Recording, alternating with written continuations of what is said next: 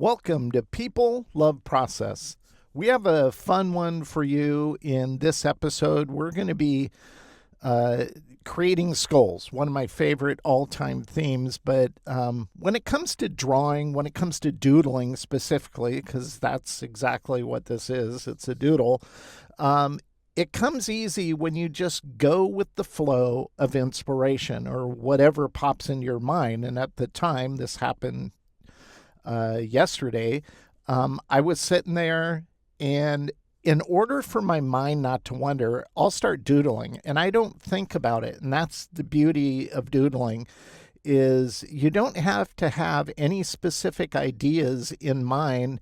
You can just start doodling, and whatever pops into your mind, skulls did for me, and this was the result, a group of skulls. So this is what I decided we're going to create into final vector artwork.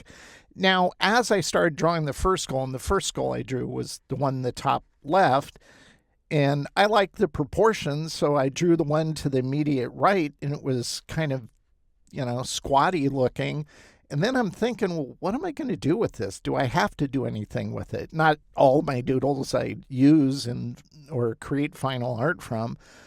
But as soon as I drew the one on the top right, after drawing the one in the top left, I'm going, oh, I'll just do a little, stack of skulls. So I drew it as correctly proportioned, if you will, as I could, because I thought this would be fun to turn into a pattern.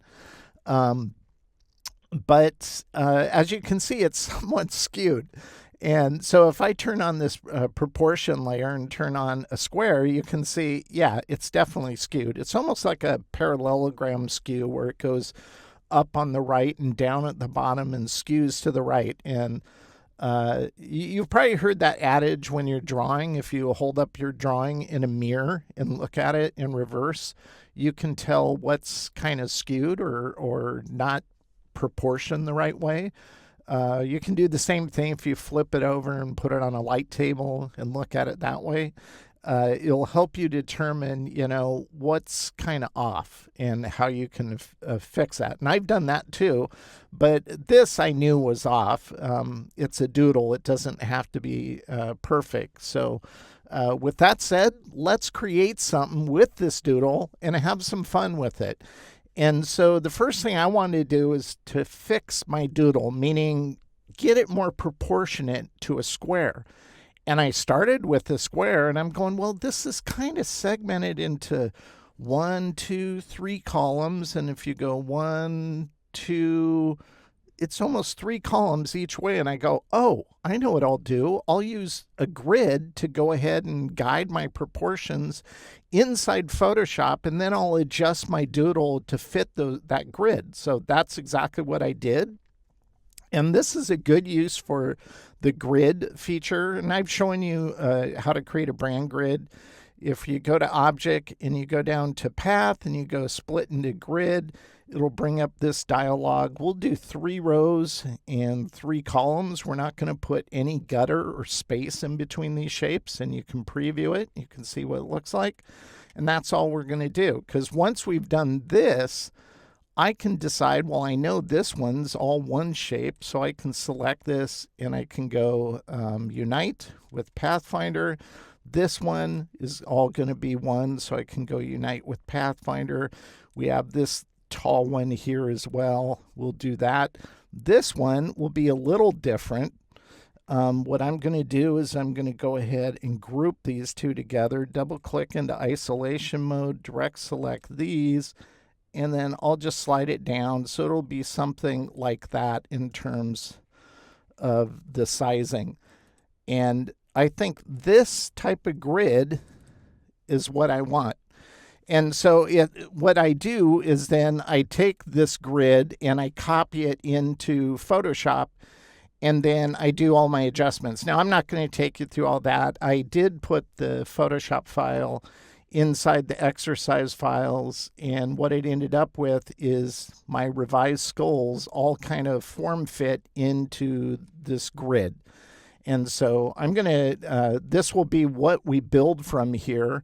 But I'm going to go ahead and turn this grid off because I have them all kind of nicely put into place here. But I want to go ahead and select this, and I'm going to go 20%, and I'm going to lock the layer. And we're going to build on this layer. We'll retain the format of a squarish proportion, but we're going to build all these out. And by the way, when I'm creating like this, I don't know why, but I like to give names to elements that I'm building like this. They're all heads. We all have skulls. Oh, that brings up another thing. So whenever over the years I've created skull art, I remember one of the first designs I ever did, and it was just a personal project, something I was working on like this for no other reason than to have fun. I showed it to somebody and they got offended by it. Well, I don't like skulls, it celebrates death. And I'm going, what are you talking about? I don't know. They just kind of offend me. And I'm going, are you offended by your own head because you have one? It's like, I've ran into that several times. I think it's kind of funny. But if you look in art history, every major artist, whether it's Leonardo da Vinci or Picasso, they've all done skull themes. So it's a pretty common theme. Now, the first thing I do want to develop, and what I'm going to do is I'm going to build this top left skull. And by the way, the names on these, top left, he has a crack in his head. And then I put this kind of S shape, almost mimicking the crack in his head, but it forms an S. And so I called this guy ZZ Top because that's what I thought of when I thought of this guy. They wear shade. They doesn't have a beard, but he's ZZ Top. This guy's Grimly. He's missing one tooth. He's one guy that doesn't have this. The more I look at this guy in the middle, his name's Horny. I'm going to give one of his teeth like a fang. I don't know if it'll be this top back one or the bottom back one. I haven't figured that out yet, but I'll do that when I build it. And then the guy on the right is almost like the History Channel's ancient alien type thing. I'm thinking the elongated skull, and then we'll put some kind of pictographic like alien symbols on his head. I thought that'd be fun. Little guy, he's P-Brain. Oh, by the way, the alien guy is Zoid. I figured that was a good alien name. This guy over here, sad dude, is Bonehead. And then the guy in the bottom middle is Chompers, since he'll have nice sharp teeth. So the first thing I'm going to do is I'm going to build this one. I'll build out all the other ones, but those are going to be in time-lapse. The only one I'll build in real time will be the ZZ Top. And kind of what I want to figure out first, let's see, what stroke am I using? I think I'm going to go down to 0.25. I'm going to grab the rectangle because I want to figure out the tolerance. And so I'm going to go ahead and just draw a rectangle, and I want to keep the gap the same. So something maybe like that. We're in points, so it's about 2.135. So we'll just stick with that. So when we build this, we'll snap to the outside edge of our box here, and then we'll also snap to the gap that we're going to create. That way it has a continuity as we start moving forward. I think what I'm going to do, just so it's easier to discern, is I'll just color these like that. And then I'll just start building this guy. So we'll start out with this skull. And this is the type of building. It's all going to be primarily shape building. We can use a rectangle tool to get most of his head, something like that. Let's change this to this color.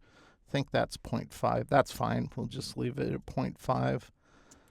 And then on this, because we can use these to do the rounding with the corner widget. So I'll bring that in, something like that. Then I'll build this part like that. I'm a little too zoomed in. Let's zoom out. By the way, ZZ Top has great music. align middle. There we go. And I'm not, now that I'm thinking about it, I think I want it tapered a little at the top so it goes, it's not perfect rectangle. So with those selected, I'll hit S. And this is how you can distort. So it's not a perfect rectangle. Maybe these flare out a bit. So we'll do the same thing. I'll go like that. My drawing's not perfect, so I think I'll use this element or drawing on the right side to guide me from this point. So, and anytime I'm drawing something like this, think straight, and then building is a lot easier. So if I go all the way down, go beyond the area down below, and by the way, let's just do this really quick. Copy this, and we'll just rotate it to establish the gap at the bottom. Go back to this. It's always easier to build straight than to try to build curves. So this is going at the right angle, but I'll snap it at the base. I'll come over past the central area. Then I'll close the shape. Because all I have to do is round this now like that, so it doesn't exceed past that.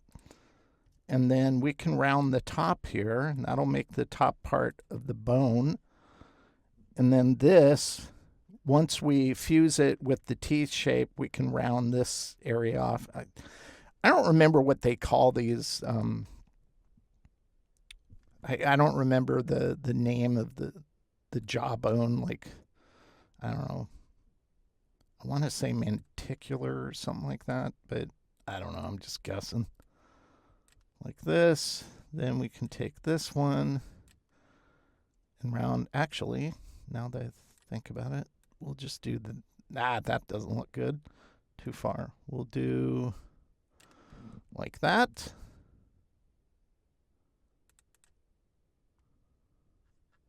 I think I need to make it taller.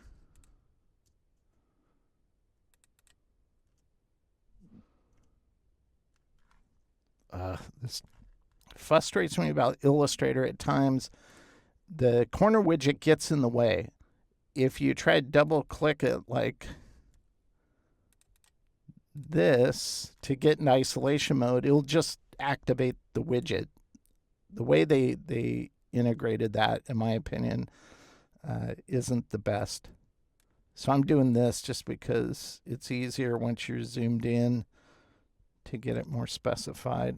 But I shouldn't have to zoom in to do things like that. Okay, I think that's fine.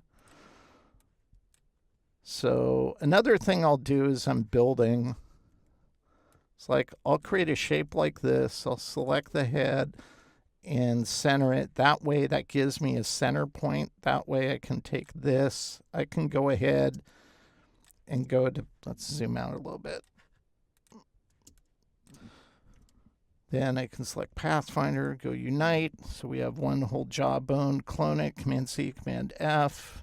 Go to the Reflect tool, find a central anchor point. I have Smart Guides turned on, Command-U. And then we'll reflect it over. So I think that works good. We can select both of these now. We can fuse them or unite them using the proper terminology. Round these. That looks good. And then I originally thought I would have, I guess I will put a gap. I was just going to do lines, and you know what? I think that would be better. So I'm going to go here to find the center line. We'll use strokes here. And something like that.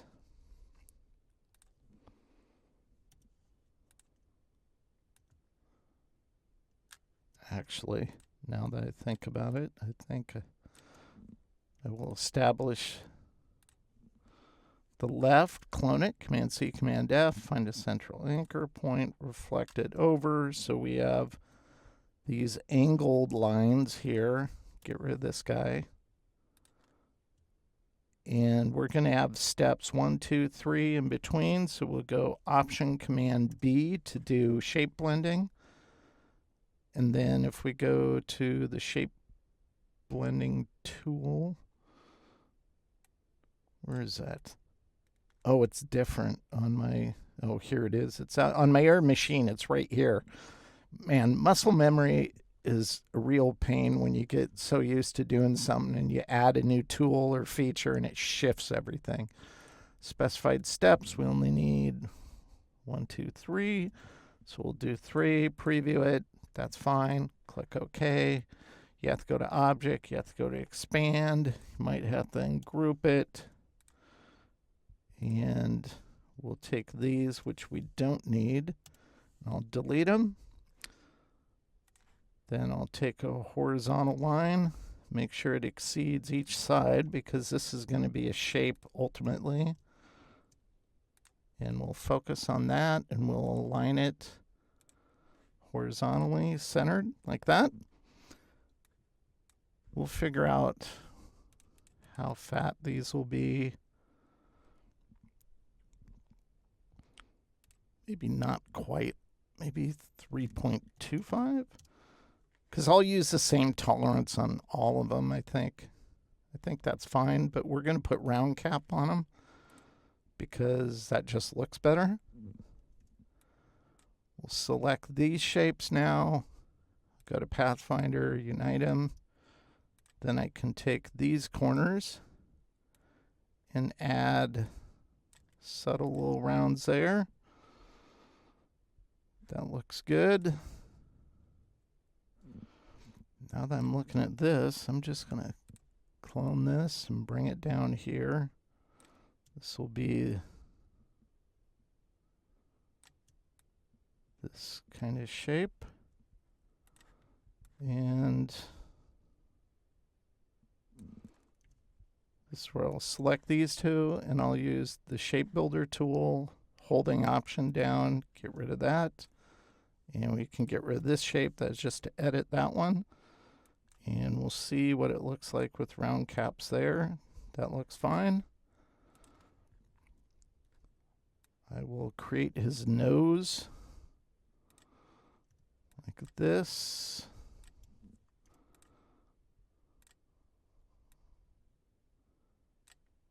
Kind of match the angle I have in my sketch. Even though it's rough, I don't want to lose the character of the sketch in the build process. So I'll go ahead, clone that shape, Command C, Command F, find a central anchor point like this, select these, go ahead and go unite. We can select the anchors we don't need now and remove them. Since they're straight lines, it won't hurt our artwork. And then, much like I do elsewhere, we'll go ahead and add around there, and we'll round that.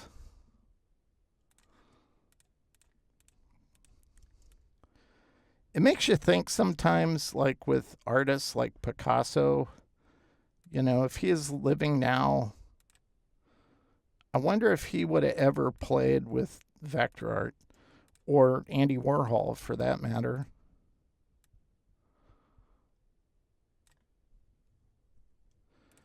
And actually what we need to do, now that I'm thinking about it, is I need to apply this. We'll use the same tolerance here, but because this is a stroke, and I'll show you a feature, and I only use it in certain circumstances, and a lot of people don't realize it's in Illustrator. If you go to Preference under, I believe it's General, and you go to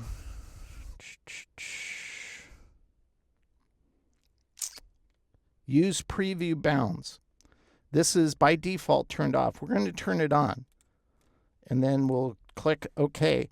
Notice it puts that bounding box not on the stroke, but the edge of the stroke. So if I select this shape and I focus on that shape and I go align it to the edge, oop, wrong side, align it to this edge, it'll put it next to that. Now, if I want to align it so that this edge aligns to here, then what we have to do is, since these strokes are 3.25, I believe, yeah, we'll have to go like this, oops, and we'll do width 3.25.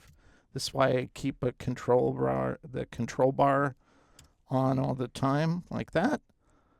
Then snap this anchor to this side like this. Take this, select this, and then if we snap to it now, even though this is a stroke, if we go to keyline view, it's halfway between 3.25. So when we outline it, we can use that to punch out of the shape of the head and get that. So now if I go to object, which we'll do with the teeth as well eventually, and we go offset path, and I go like this, you can see, oh wow, I wasn't accurate. I did something wrong there. No worries. We'll just snap it right like that. And then if I want this to more align with my sketch, I can just nudge this over like that. Take this one, go to the reflect tool, reflect it to the other side. So we have that part of the upper part. We'll create this.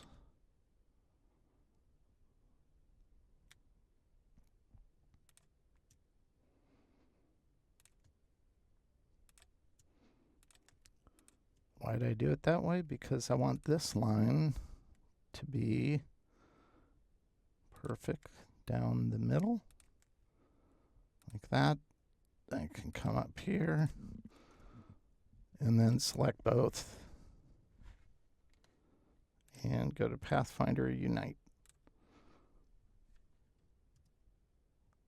I think I'll move this out just a little bit. I think that looks better. And the glasses are probably the easiest thing to create. Actually, let me do this. Bring this over. What is that? We'll do 4.5. I don't want them to be too tight to the side of the head. So I'm going to use this to keep me. Okay, and these can be rectangles to start with. Lower the top. And then we can select these and go round. And let's see what looks good on this. We'll go offset, do a negative number. I think that was 10. Let's see what 3 looks like. Nope, too thin. Maybe we do 4.5, the amount we had from the side. I think it needs to be a little more. Let's go -5. There we go. That's it. So this will be, we'll do 5 on that. This will become part of the glasses.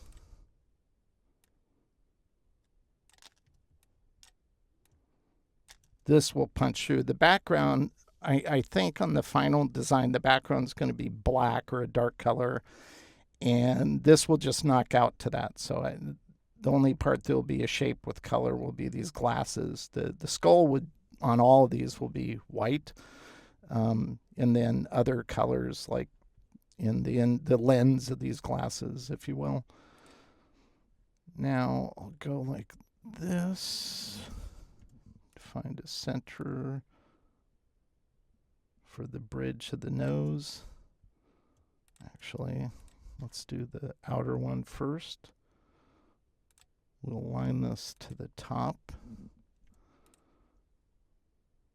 like this, and I think I'm going to do this larger. And then we can go offset -5. That works.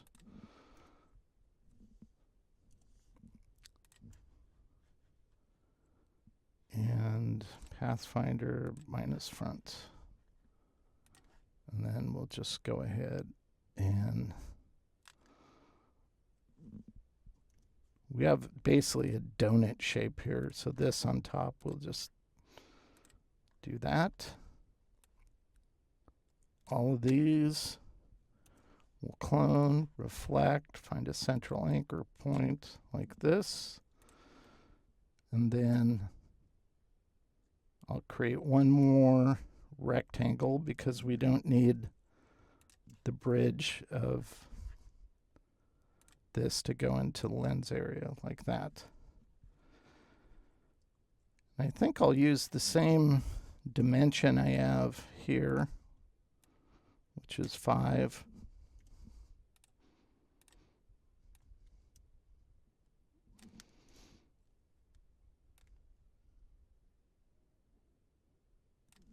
Like that.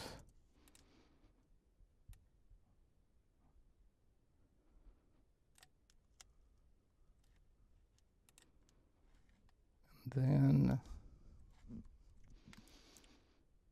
actually, I'll just copy this one. I want the center to be right there. So I'll make a copy of that. And we'll use this shape to trim that one. And we'll use this shape to trim this one. We'll trim the edge there. This one, select this, trim the edge there. Select these, unite them. Select the lens.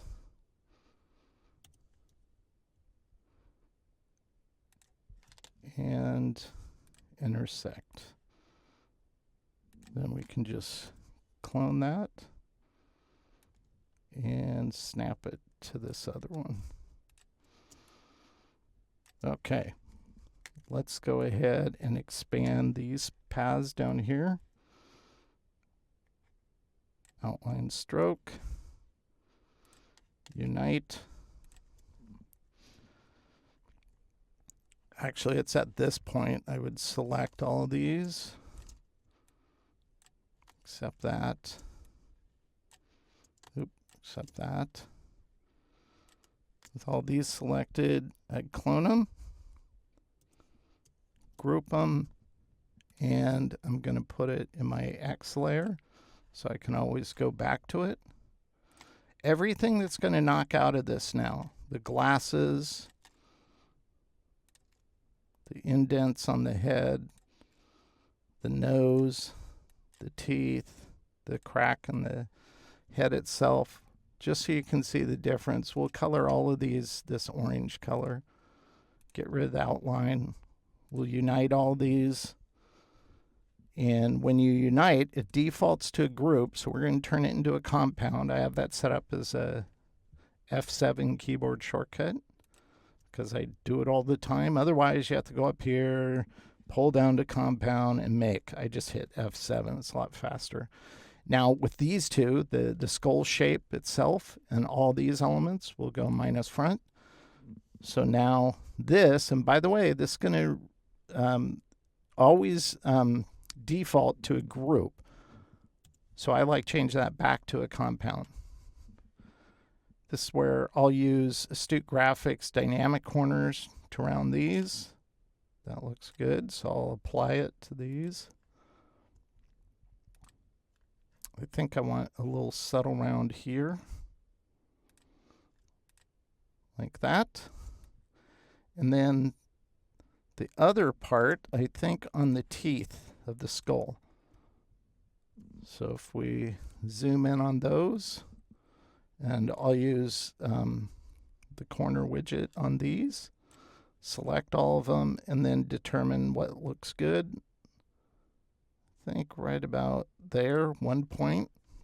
I think that was 0.99.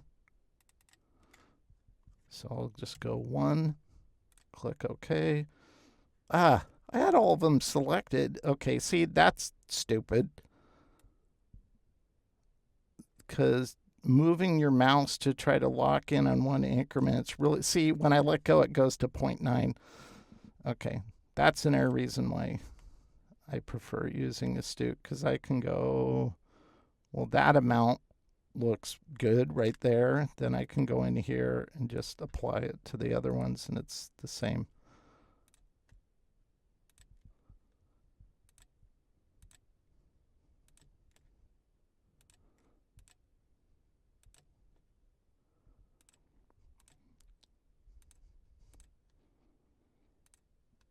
Yes, my characters only have 8 teeth. Okay, there we go.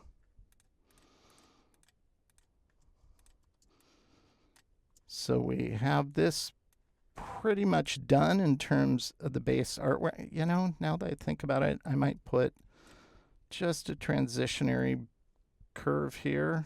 I think that looks nice. And even though I use the corner widget, I can go in and copy it with the Astute Graphics dynamic corners. It tells me it's 1.533, so I click it, that copies it. I can go over here and apply it. Whoa, wait a minute, that was different. What? Did I change? Oh, I must have changed it by accident. Okay, there we go. Now it's the same. So even those little kind of transitions look better with subtle rounds in them like that. And if there's other areas you wanted to round, like, and I might do that once I get to the final art, but that's this first one. And now I'm going to just do a time lapse from this point and build all the other artwork. And for you, that's only going to be a few seconds. For me, I don't know, if I don't get too distracted, I can get it done. I don't know. We'll see how fast it goes. I'm not sure how long it'll take me.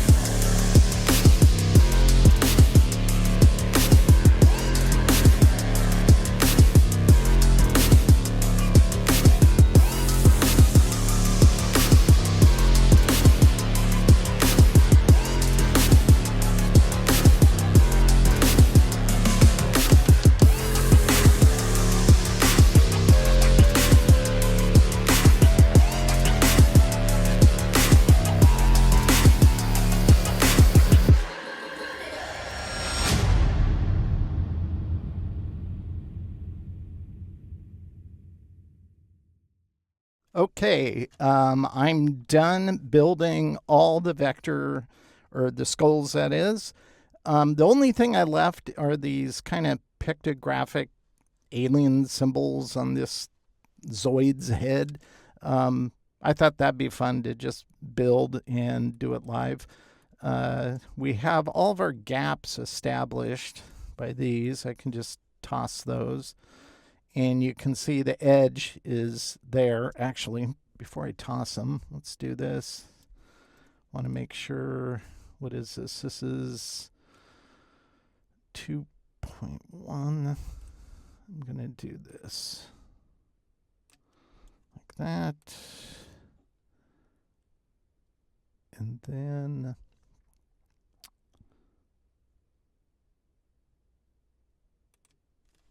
I just remembered I have to create. Okay, here's an example of the corner widget getting in the way. So you can select these. If I just try to select these anchors, it's like really, really hard. It forces you to zoom in. Of course, you can go up here and oh, you can hide them. Oh, view, duh. Okay, and where's the corner widget? Hide corner widget, like that. And that way you can select these like this, but you should be able, the fact that they designed it so you can't select at any given zoom ratio is stupid. It's just, it wasn't very intuitive. The way Astute Graphics implemented rounding, and they had it at least 7 years before Adobe basically ripped them off, is the way it should be done. Never gets in the way. Never accidentally rounds, ever. So, but they didn't implement it that way. We're just going to go to Object, and I'm going to go to Path and add anchor point. That'll put an anchor point in the middle here. And so I'm just going to select these top anchors and just get rid of it like that. And so the height of this, which is half of the tolerance of the gap we have in between the skulls, is 1.0567. Normally I build in whole numbers, but this is a little different. So we're just going to take that number, copy it from the control panel, and I'm going to go to offset. And we don't want round, and we're going to punch in that number here. Boom.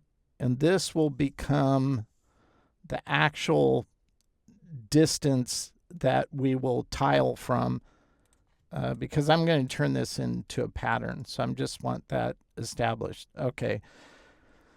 So I don't want to affect my build art. So this is where I'm going to duplicate this layer. And maybe we'll call the design Skull Ink, since it's all skulls. And I'm going to create another layer underneath it.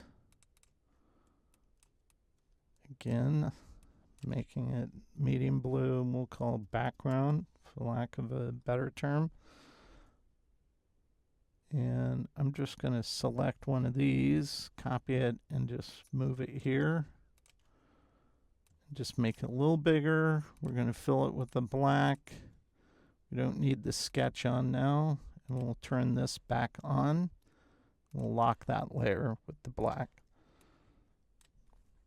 Okay, so on this one, I have them grouped. So I'm going to go in and just color this white.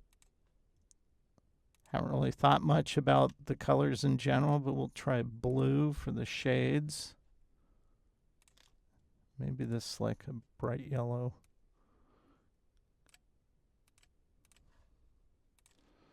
I don't like the blue. Let's swatch. Okay. We're just going to deepen this a bit, and maybe we make it a aqua blue.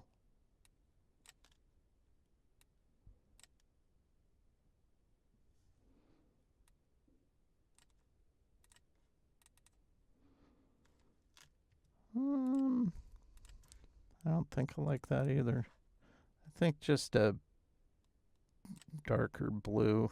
Let's get rid of the yellow. Something like that. Maybe we put a little tint of black in there. Yeah, that's fine. So that's ZZ Top. This guy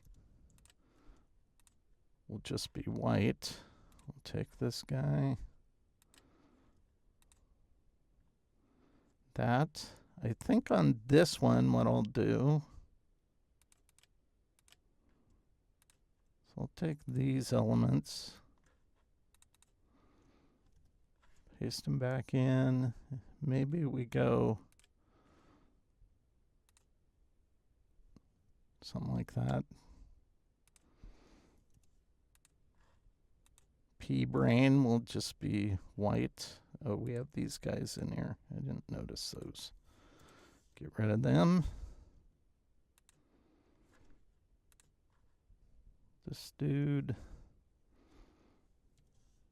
Push it back. Forgot to unite those and then minus front.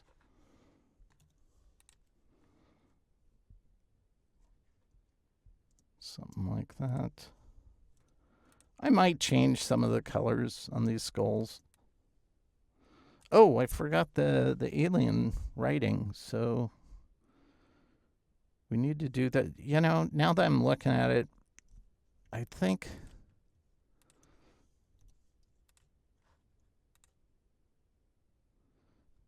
I like his eye being a color, but I think I want to make his skull. I don't want a lot of color in this, and this one's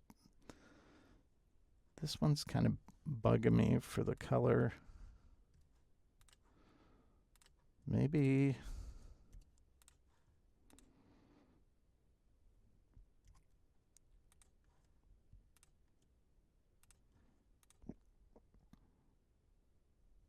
kind of like that. Maybe it's just the yellow bugging me. I'll come back to that. We need to build the symbols. I forgot to do that. So, okay. So I think I'll use the same tolerance for the line work, which is 3.25. And so we'll make this one kind of a squarish shape. Make sure we're centering it. That. Then I'll go ahead and go offset. Minus 3.25. Like that.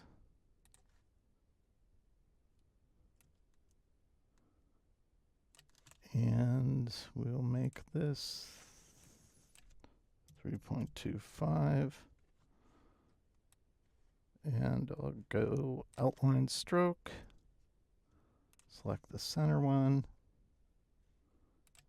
And go minus front. Actually, now they've done that again.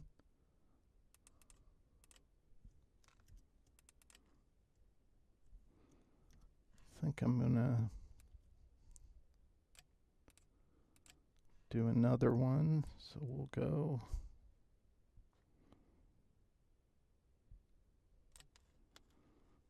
like that. And do it again. Like that. Get rid of our original one.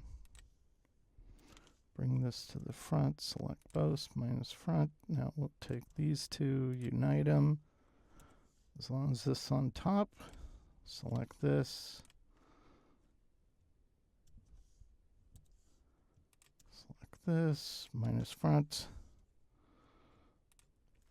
Okay. By the way, I have no rhyme or reason as to any of these things. I'm just kind of winging it.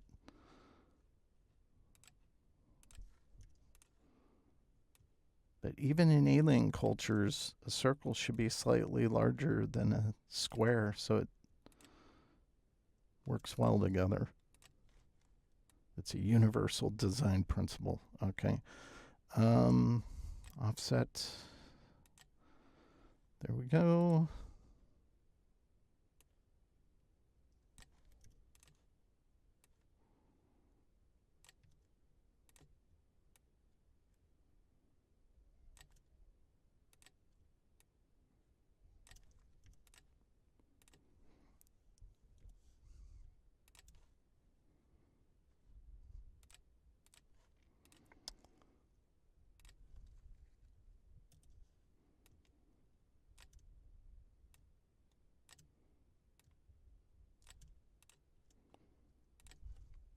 This almost looks like a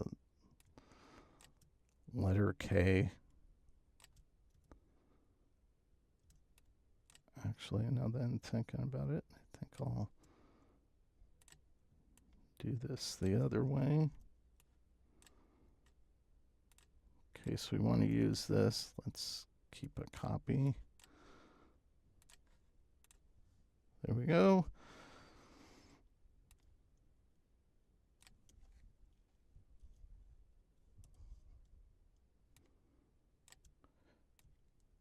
Now that I look at it, these are almost like his head looks rectangular, so maybe rectangles are the base of their communication system. I don't know.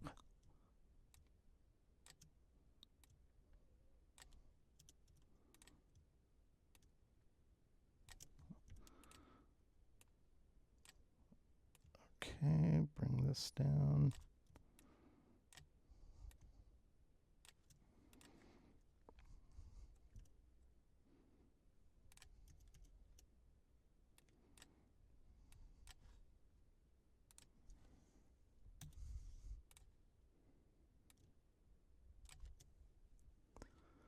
I just want the spacing to be the same, so I'll do that.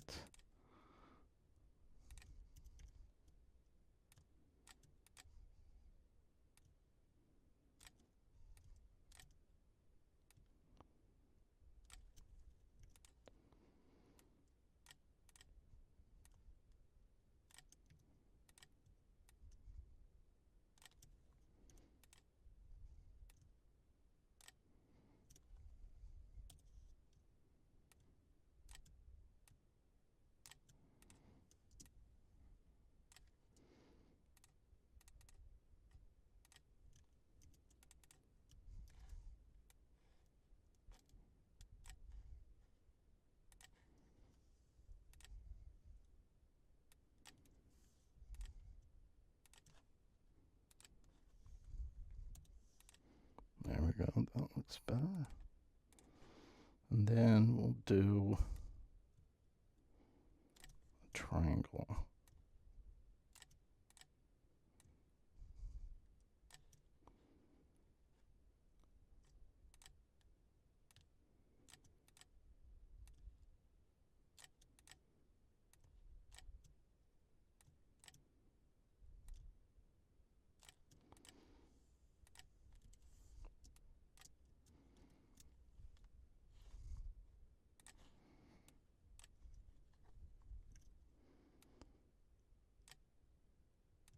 Just want to balance it in this space.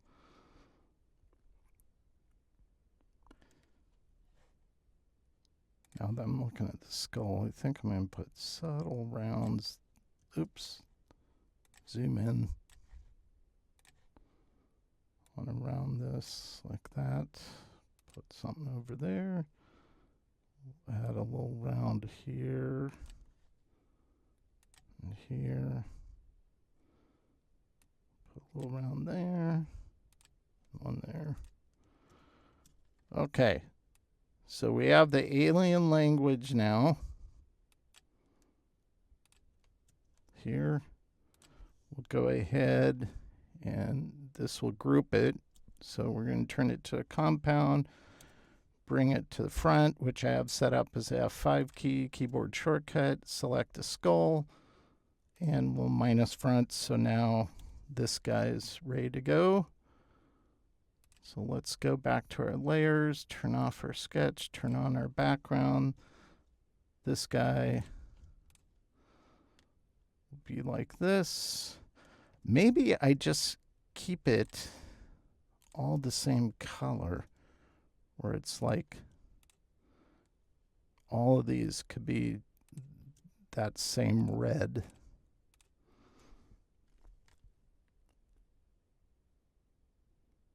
I'm still not sure.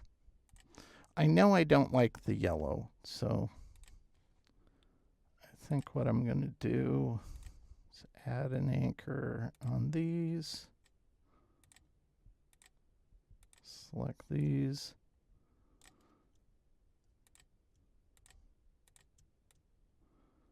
And there's actually a tool from a student I can use to do what I just did by adding anchors, but I'm too lazy to go click it. So we'll just do this.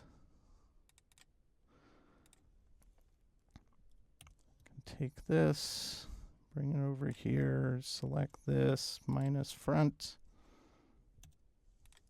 Select the yellow, get rid of it, and we'll do this one over here.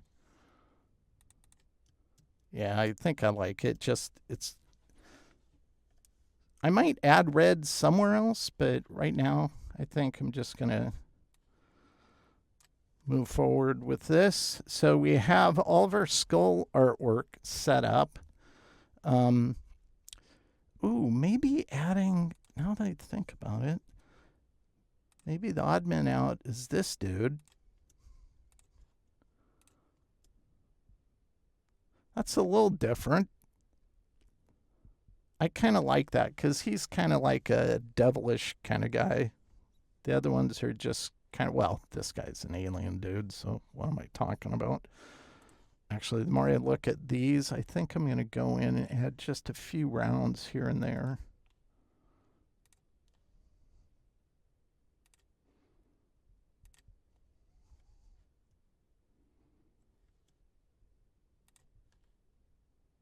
Yeah, I think it ties in better with the artwork with these.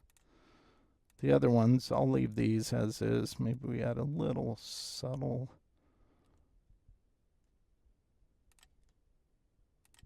round to the triangle. That's fine. Okay, so I think what I'm going to do now is I'm going to make the pattern. It's super easy. We've established the tolerance here. Actually, let's do this. Drag select, deselect the outer, the bounding box that's guiding us. We'll just group this.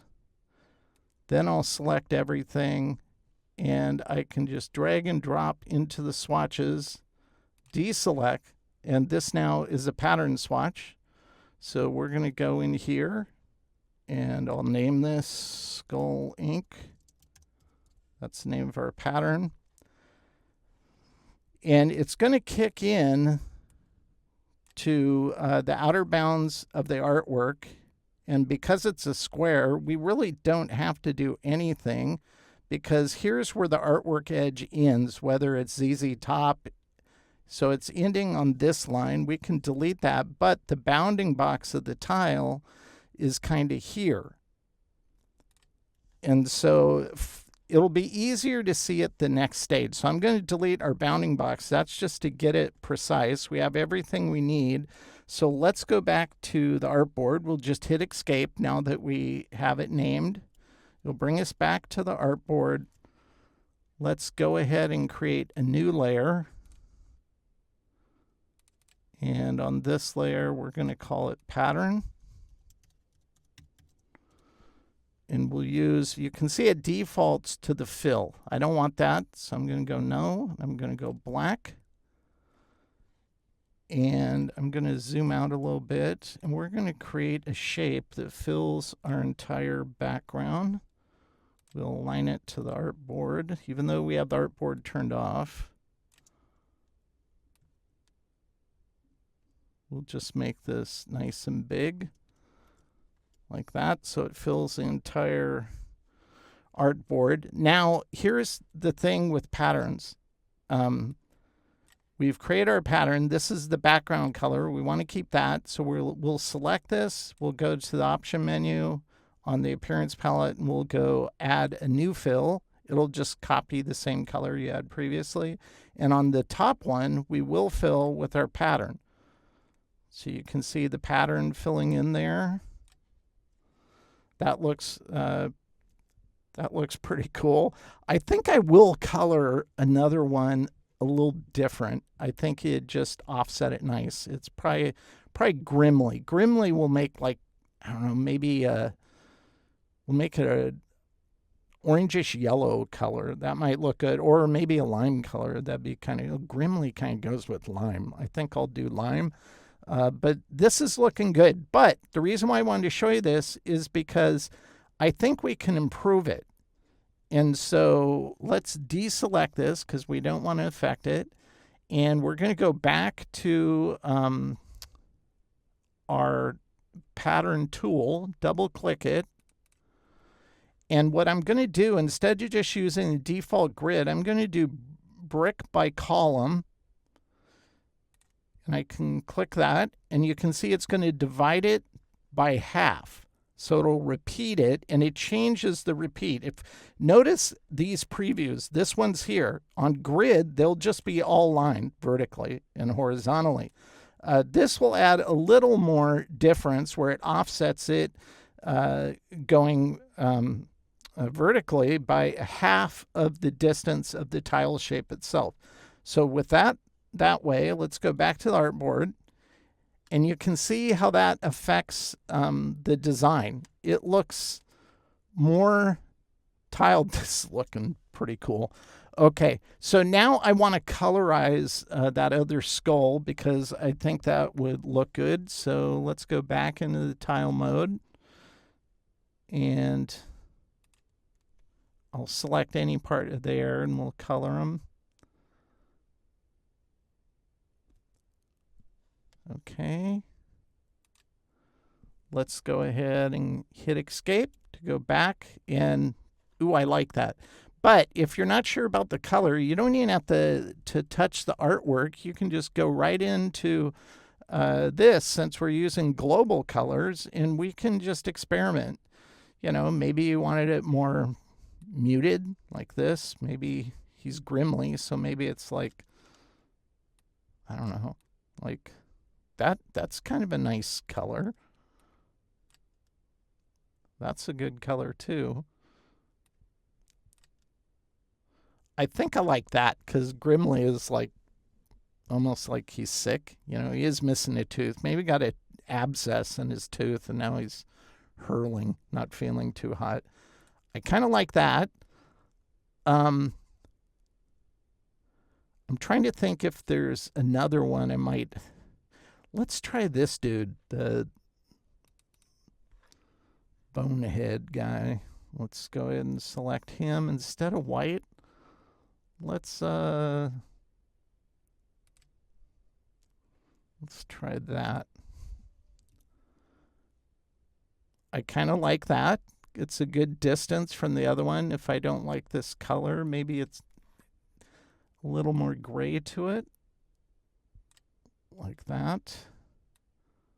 Bump up the blue a little bit. I kind of like that. Now I'm changing my mind about colors. I think we can put another color in here, but I don't want it to be too obvious. So we'll do pea brain because he's small. So we can, we'll pick on him. We'll try this. And I kind of like that, but I don't like the color. I think I'm going to adjust the color of the red too. This is oversaturated, so we'll just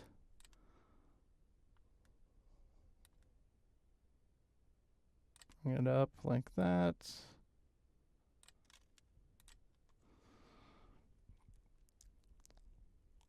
I think I like that. Let's do the red. Maybe the red's doesn't have to be red. Maybe it can be, orange goes really well with the green. I kind of like that. Maybe take some of the black out of it.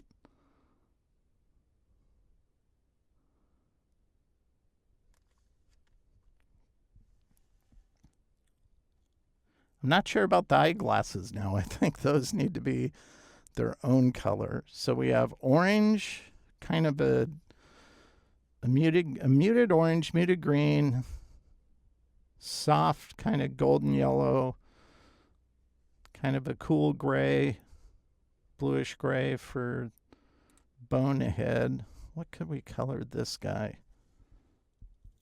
Let's see.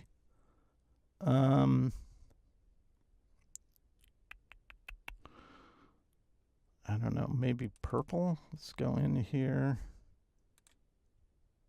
Select this.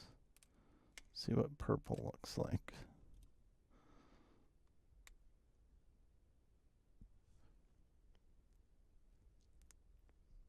Or maybe we can, no, I kind of like purple.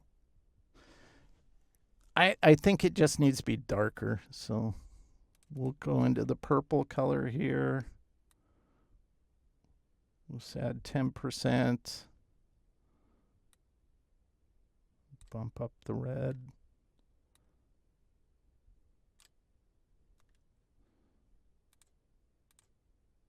Yeah, I like that better. That's good.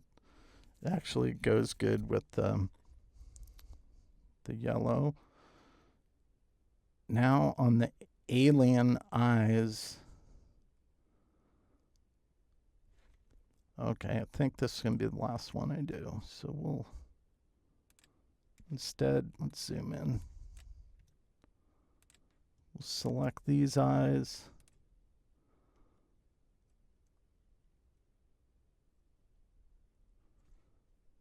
I'll just try that.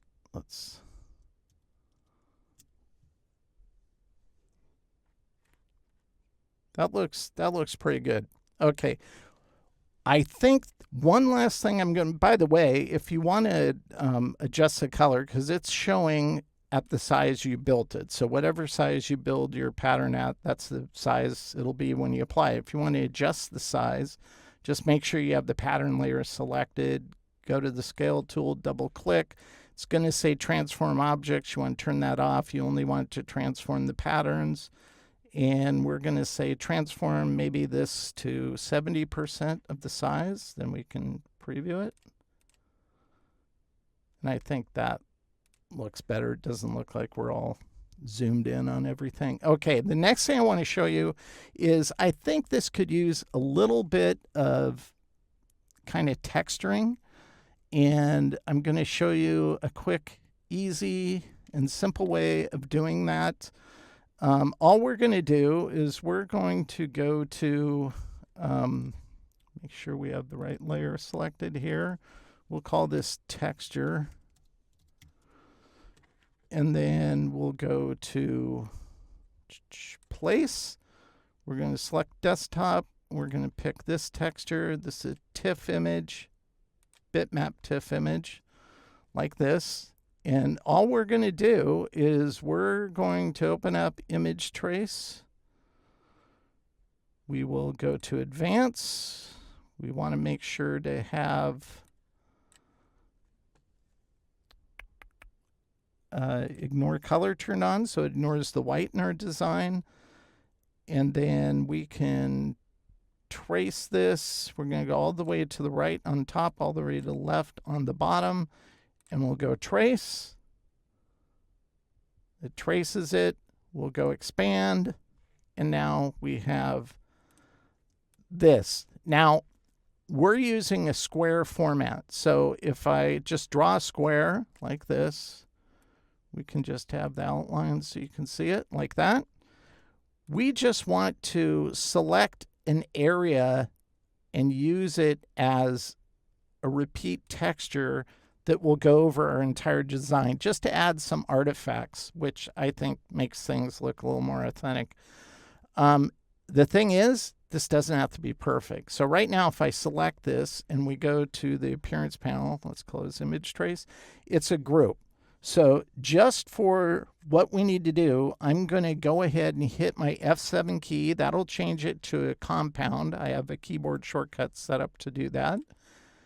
And I'll select this. I'll select the texture. And I'm going to go intersect with Pathfinder. So wherever they overlap, creates the shape. This is still an outline. We don't want that. We want this to be filled with the background color of black. Like this. Now, is this going to be a perfect repeat? No, it doesn't matter. You'll never, you won't notice it because it's a texture. It's imperfect already. So all we have to do, that since we made this with the perfect square, all we have to do is drag and drop it. We don't even need to go into the tool. It's going to tile automatically. We'll go back to our pattern. We'll select it. We'll select the fill color that's the pattern. We'll add a third fill to this one vector object. And again, it'll just copy what we had, the pattern. I'll select our texture. And now it's a texture that's going over anything. Now, you can't look at this and go, well, that doesn't repeat perfect. It's because it's so forgiving because it's a texture. So that's an easy, quick, and easy way to kind of texturize a pattern design like this. This would make a cool lounge shirt. So this design is a good example of not really needing the pen tool to create vector art. Yes, I use a pen tool, but it's all in straight lines. Then I rounded them using the corner widget, and I use shapes to build like the sunglasses in the ZZ Top guy or the elliptical shape. So it's very simple, and of course the rectangle tool. Think in shapes, build in shapes. It makes life so much easier when you're creating artwork like this. Of course, we capitalized on all those shape building tools in the Pathfinder to do shape building. The Pathfinder is awesome. I only use the Path Builder tool when I'm dealing with strokes. I never really use it for